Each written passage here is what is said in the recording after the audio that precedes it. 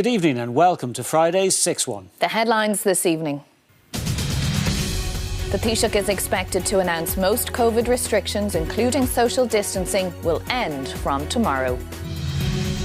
It's back to normal hours for hospitality and no COVID passes except for travel abroad, but mask-wearing rules to remain.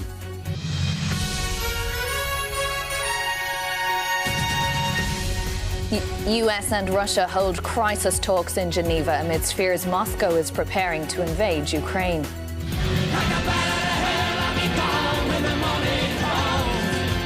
And tributes to one of rock's biggest names, Meat Loaf, who has died at the age of 74.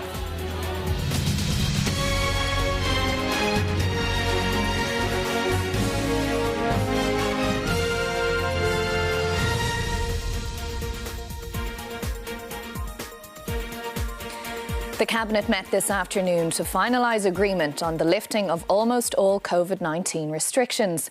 The 8 p.m. closing time for bars and restaurants will be removed from tomorrow. The requirement for social distancing will also go, although mask wearing remains.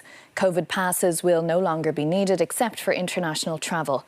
Well, the Taoiseach will shortly outline the details and we'll bring that speech to you live from government buildings. But first, let's go live to our political correspondent, Micheál Lahan.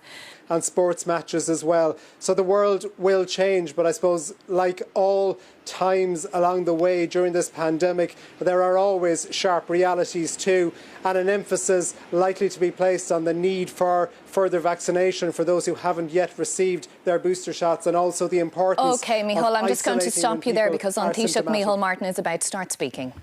Díomh go léir. On this day in 1919, a short distance from here, the representatives of the First Dáil of the Irish Republic met and formally declared our country's independence. The journey to that point was not easy, and our journey as a nation after it was often very difficult. In the intervening century, we have made the progress we have made as a country because our citizens have entrusted successive governments to work for them and the common interest and to keep them safe. And that relationship and that trust is a very precious and powerful thing. It meant that when our country was hit with this unprecedented health emergency, when your government asked extraordinary things of you, introduced previously unimagined restrictions on your lives, you responded. You did what you were asked to do. I understand deeply the grief that is felt by so many who lost loved ones, but no one should be in any doubt that your collective efforts have saved many thousands of lives. Trust is also a fragile thing.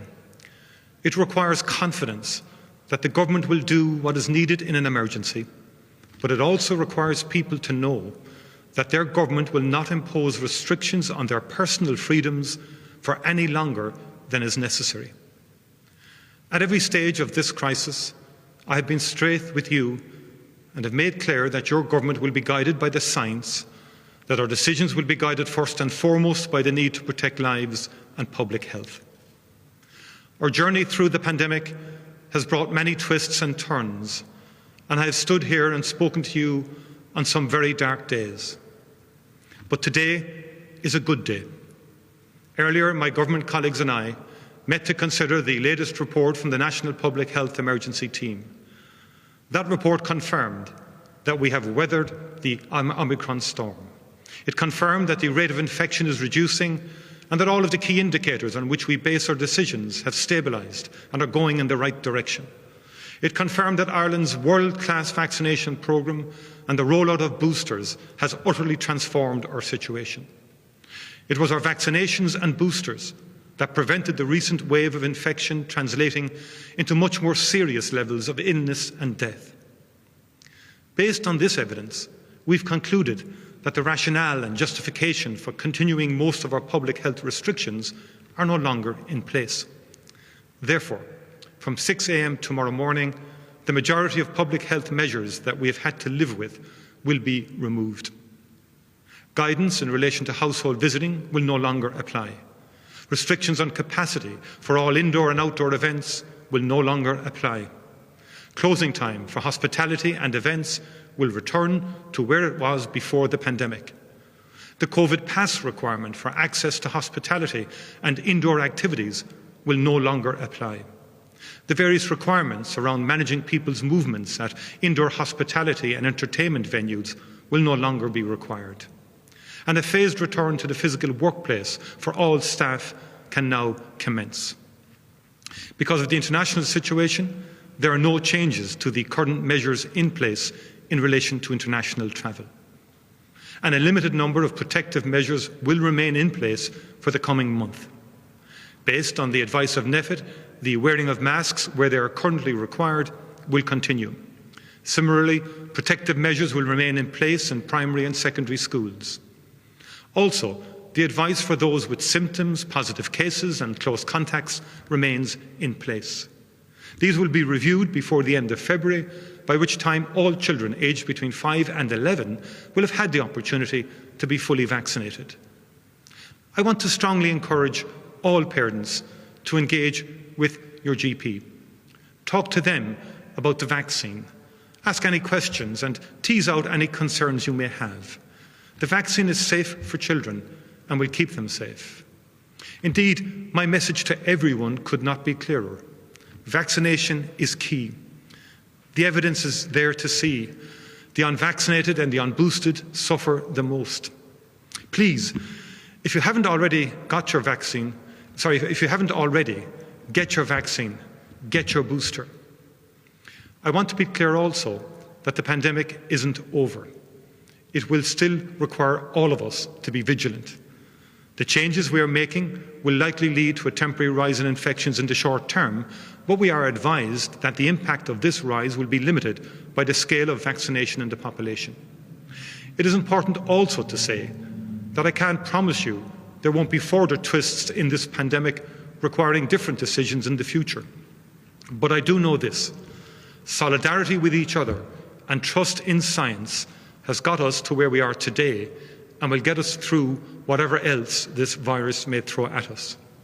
In the meantime, part of the job of government will be to make sure that we are prepared for any future wave of the disease.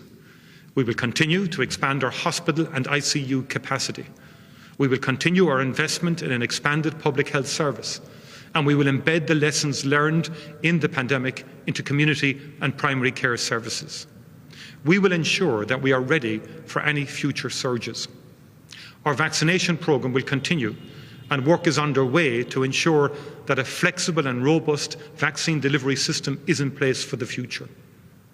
The recovery of our society and economy is already underway, and we will continue to do what is necessary to support it. The Government decided today to continue and extend the provision of a number of key supports, particularly the Employment Wage Subsidy Scheme.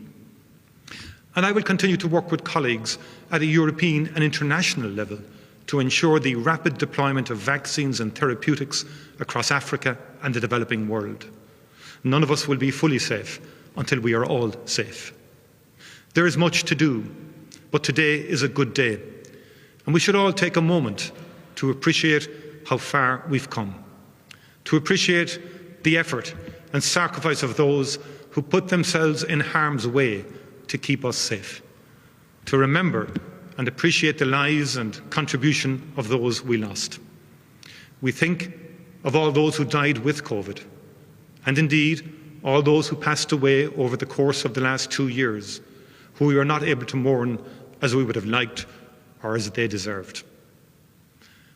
Today's news will be warmly welcomed by many, but I'm conscious that some among us, including our more vulnerable, will be feeling some anxiety about re-engaging with others.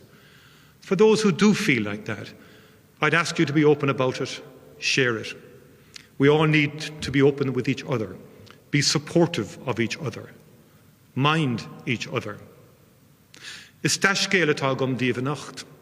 Tá an rialtas sásta ghlacha go hiomlán, le tróracha sláinte priblí, nach bhfuil gá leis an gud is mód in a srínta sráinte inis, agus mar sin is féidirling leanúnt oring láthirach le próiseas a oscailte na tíre. Braham gur féidirling a bheith dóchasach le bracha gach lé a seomach. Scá a chéile mar phobal, a roig ling, agus beag leithinte geala amach roing. Tá ré dóchasach nua ag daileáil leis an víras roing. Bímis córamach, Glachamís mishnach agus tá spridna saoirse le bra a ríis. Spring is coming, and I don't know if I've ever looked forward to one as much as I'm looking forward to this one. Humans are social beings, and we Irish are more social than most. As we look forward to this spring, we need to see each other again. We need to see each other smile. We need to sing again. For all our faults as a country, we have come a long way since this day in 1919. Ireland is now firmly established as an equal among all the nations, and we've been a positive force in the world through our arts, our culture, our peacekeeping and our commerce. We've done this by having the confidence to be ourselves.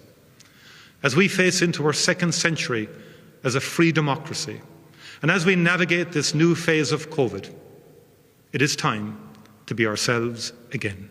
Go to Mila Mahaguv Galer. On Taoiseach Micheál Martin there speaking from government buildings.